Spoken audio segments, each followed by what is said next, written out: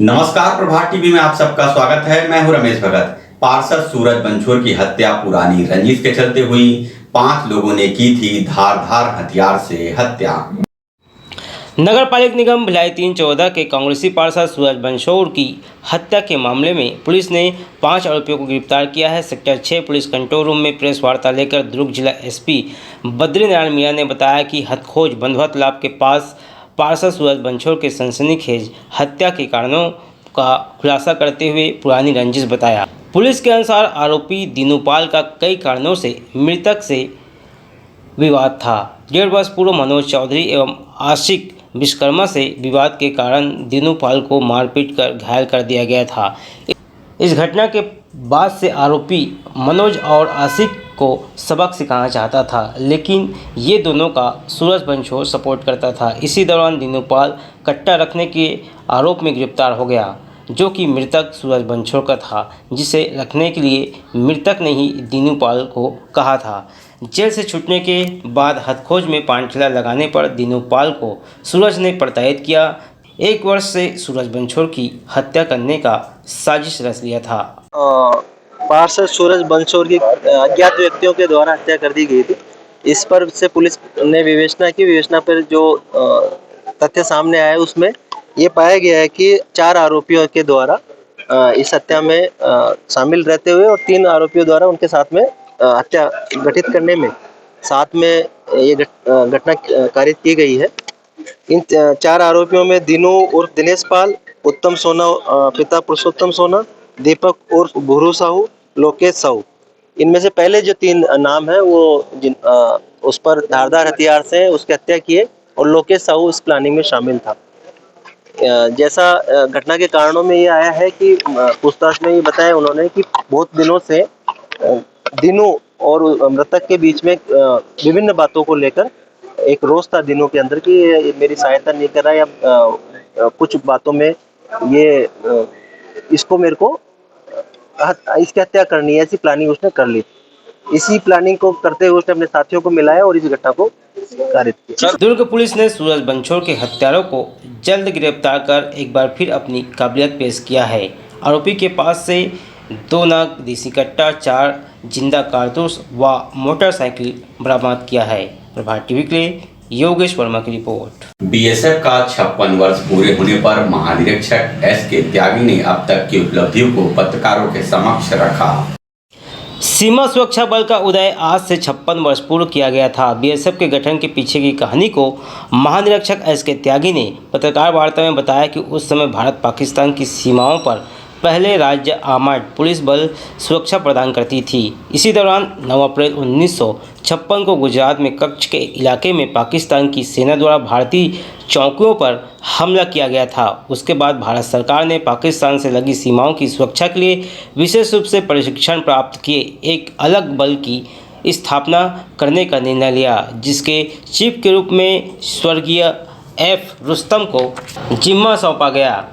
उन्होंने 1 दिसंबर को विश्व की सबसे बड़ी सीमा सुरक्षा बल का गठन किया। एसके त्यागी ने कांकेर जिले में छत्तीसगढ़ में सीमा सुरक्षा बल की उपलब्धियों पर प्रकाश डालते हुए बताया कि 18 दुरांता नक्सलियों को मार गिराया, साथ ही 1079 नक्सलियों की गिरफ्तारी भी की गई और 102 नक्सलियों को गिरफ्तार कर आत्मसमर्पण कराया गया। उपलब्धि यहाँ पर रही है। हम लोगों ने नक्सलियों को किलिंग भी किए है और यहाँ उनको सरेंडर भी कराया है और इधर जो कुछ हथियार हैं वो भी मिले हैं, वो मैंने आपको बता दिया है। और अभी जो यहाँ पर इधर महाराष्ट्र बॉर्डर पर किलिंग की गई थी जिसमें 26 नक्सली मारे गए थे, उसके 1 दिन बाद हम लोगों ने एक आईडी बरामद की है। उनका उद्देश्य यही था कि वो कैंप पे या अपनी फोर्स के ऊपर अटैक करना, उसके लिए हम पूरे चौकस हैं। उन्होंने अभी कुछ ही पिछले महीने वहाँ पर एस्टेब्लिश की है पोस्ट और वहाँ पर हम लोग जो वहाँ की जो आबादी है उनको हम प्रोत्साहित कर रहे हैं कि ये जो है एक देश के हित में एक प्रोजेक्ट है और ये प्रोजेक्ट का काम चलेगा। साथ में उनको जो है रोजगार देने के लिए भी बीएसपी में या रेलवे में उनको रोजगार भी दिया जाएगा। सीमा सुरक्षा बल जिला कांकेर के अति संवेदनशील इलाके में सरकार द्वारा किए जा रहे विकास कार्यों जैसे सड़क निर्माण कार्य, माइनिंग प्रोजेक्ट, रेल प्रोजेक्ट तथा मोबाइल टावर निर्माण में सुरक्षा प्रदान कर रहा है। सीमा सुरक्षा बल के जिला कांकेर में 2009 से आने के बाद विकास कार्य में गति आई है। प्रभात टीवी के लिए योगेश वर्मा की रिपोर्ट। बढ़ती महंगाई का जिम्मेदार कांग्रेस ने मोदी सरकार को बताया और उन्हें याद दिलाया कि 100 दिन के अंदर महंगाई कम करने का वादा किया था, लेकिन महंगाई कम ना होकर बढ़ गई। कांग्रेस ने एक नारा देकर कहा कि बहुत हुई महंगाई की मार, आओ बदले मोदी सरकार। महंगाई की मार से परेशान जनता को जागरूक करने के लिए और महंगाई का जिम्मेदार आखिर कौन है इसको बताने के लिए कांग्रेस पार्टी इन दिनों जन जागरूकता अभियान चला रही है। राजनांदगांव जिले के प्रभारी अरुण सिंह सिसोदिया और विधायक सत्यनारायण शर्मा, शहर अध्यक्ष कुलवीर सिंह छाबड़ा, महापौर हेमा देशमुख सहित अन्य नेताओं ने प्रेस वार्ता लेकर बताया कि केंद्र की मोदी सरकार कैसे महंगाई बढ़ाकर जनता की कमर को तोड़ने का कार्य कर रही है। 100 दिन में महंगाई कम करने का दावा करने वाले नरेंद्र मोदी कम करना छोड़ महंगाई को बढ़ा दिए हैं। हर वस्तुओं के सामानों में बेतहाशा वृद्धि हुई है।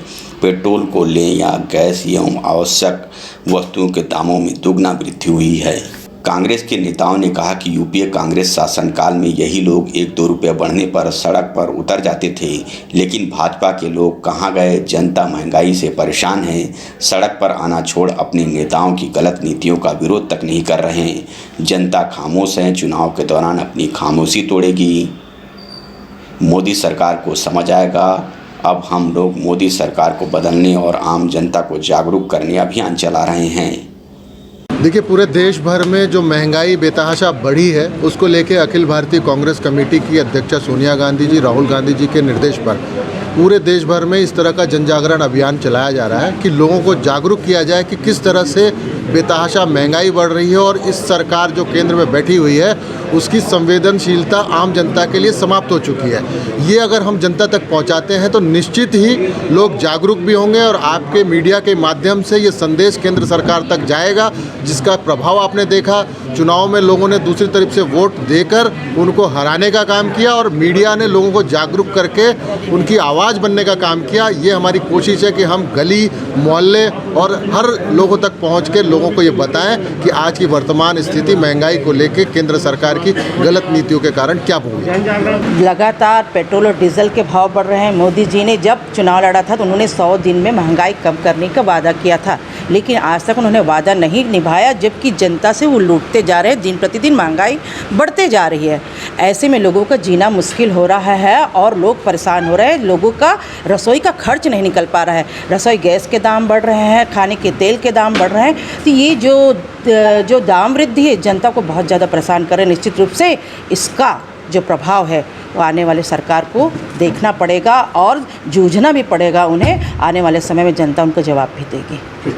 रमन प्राइवेट ITI, NCVT और DGT नई दिल्ली गवर्नमेंट ऑफ इंडिया से मान्यता प्राप्त संस्थान में trade COPA computer operator, programming assistant 1 वर्षीय कार्यक्रम, योग्यता 10वीं पास एवं ट्रेड स्टेनो हिंदी 1 वर्षीय कार्यक्रम, योग्यता 10वीं पास। प्रवेश प्रारंभ है। संस्थान में विशेष सुविधाएं, निःशुल्क स्पोकन इंग्लिश, शासकीय सेवा में मान्य कोर्स, प्लेसमेंट सुविधा, छात्रवृत्ति सुविधा, फीस आसान किस्तों में, अनुभवी एवं योग्य शिक्षकों द्वारा प्रशिक्षण, CCTV कैमरे द्वारा मॉनिटरिंग। अधिक जानकारी एवं प्रवेश के लिए संपर्क करें Raman private ITI, Baba Deep Singh Nagar, Vaishali Nagar, Saraswati Shishu Mandir school के पास। सिटी ऑफिस आईसेक Supela, Himalaya complex Bhilai. Phone number 0788 490 3573 4033 571। Mobile number 777 30 27492 738 947 1941। तांबा, पीतल, कांसा, aluminium, stainless steel, cooker, mixie सभी प्रकार के बर्तनों के चिल्लर एवं थोक विक्रेता। यहाँ पर कुकर, मिक्सी, गैस चूल्हा बनाए जाते हैं। अनुराग मेटल शॉप नंबर 10, नेहरू भवन road, Supela, Bhilai. Mobile number 9827187008।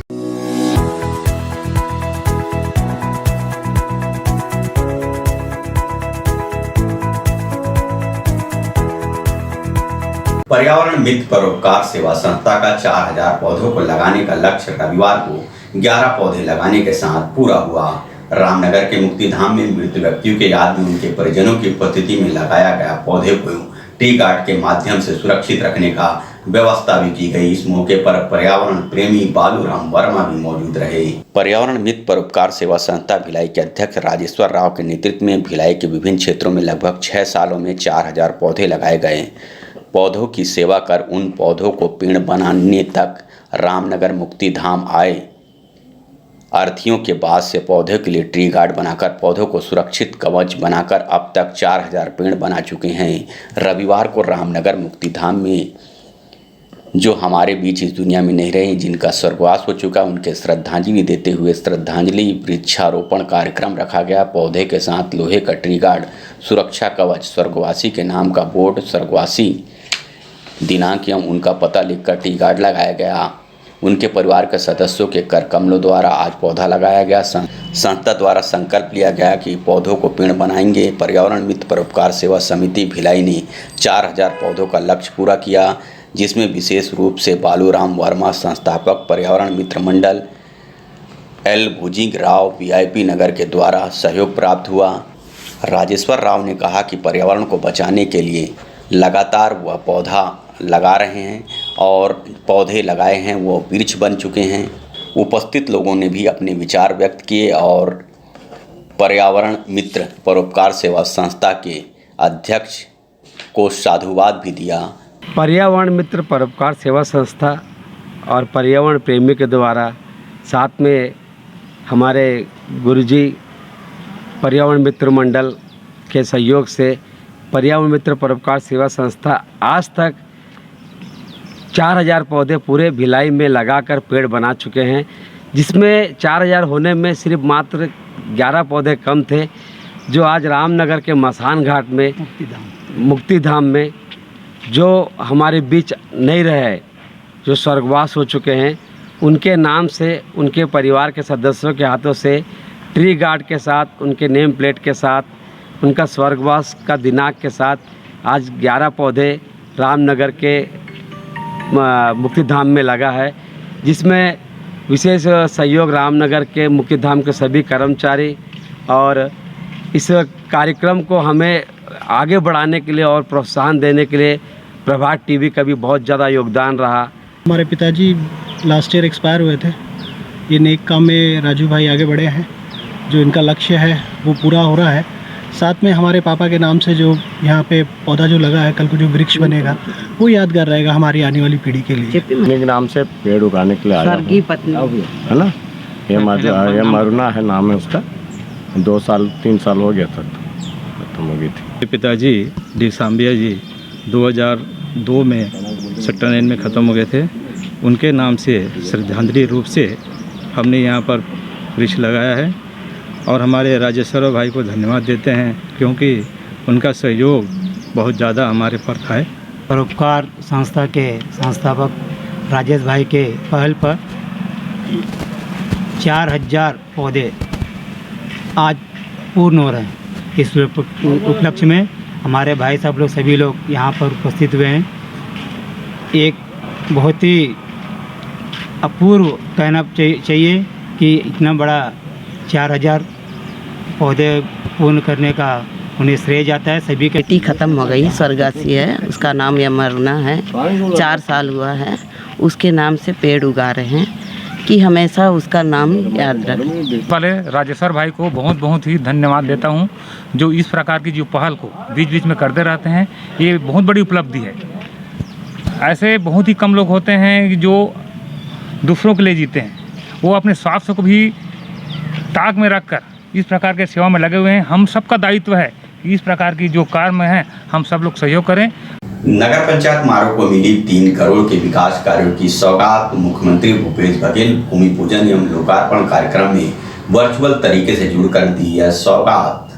नगर पंचायत मारों में 2,98,54,000 के विकास कार्यों का लोकार्पण भूमि पूजन कार्यक्रम संपन्न मुख्यमंत्री भूपेश बघेल ने वर्चुअल तरीके से कराया। संसदीय सचिव गुरदयाल सिंह बंजारे, कलेक्टर भोस्कर विलास संदीपन सहित अधिकारी और कार्यकर्ता मारो बड़ी संख्या में उपस्थित रहे। छत्तीसगढ़ में नगरीय निकाय चुनाव से ठीक पहले ही प्रदेशों में लोकार्पण भूमि पूजन का कार्यक्रम रखा गया, जिसमें वर्चुअल तरीके से प्रदेश के मुख्यमंत्री भूपेश बघेल ने विभिन्न कार्यों का लोकार्पण भूमि पूजन कर जनता को समर्पित किया।